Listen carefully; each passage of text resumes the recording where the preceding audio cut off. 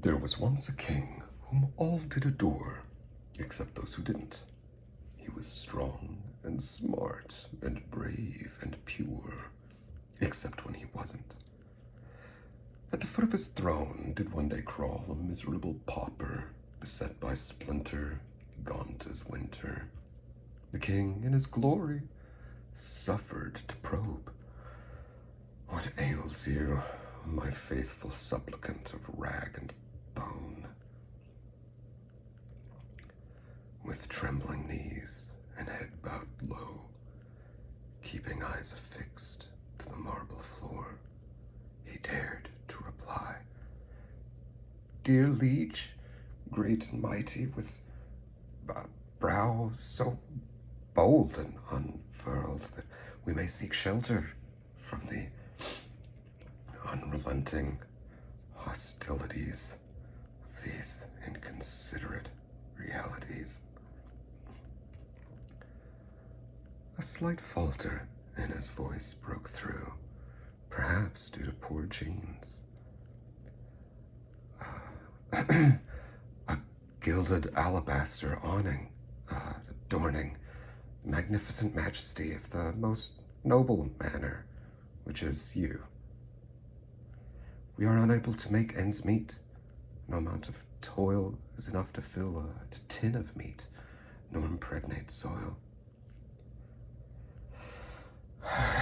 With a powerful sigh, his head rolled, eyes flit about. In his incomprehensible compassion, the king deigned to inquest what it was that the peasant could do for me.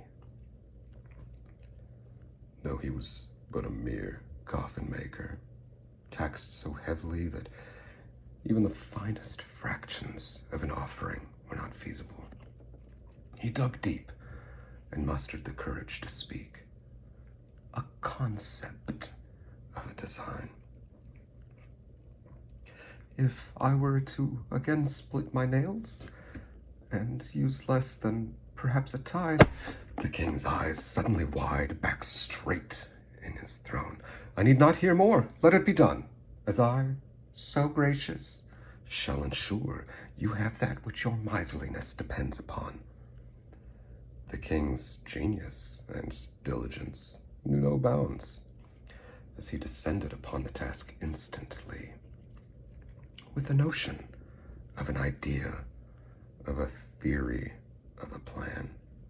By his decree, armor and weapons were to be shaved only ever so slightly that none would even notice.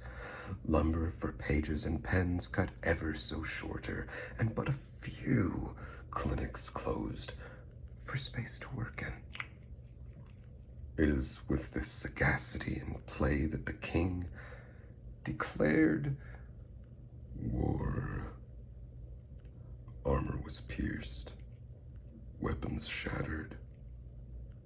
No records were kept to improve stratagem. Injuries were cured by sun and blood splatters. And upon this monument of flesh and flies, the king did smile. In his brilliance, all was pulled off without a glitch. The coffin maker now had more material than craft could fashion, so he enlisted the hands of his loved ones, but the bloat and rot of bodies left exposed to merciless radiance spread disease. How unfortunate that it claimed the last of these. At least he was able to make resplendent caskets for his family and make good on his deal to the kind and generous, most immaculate king.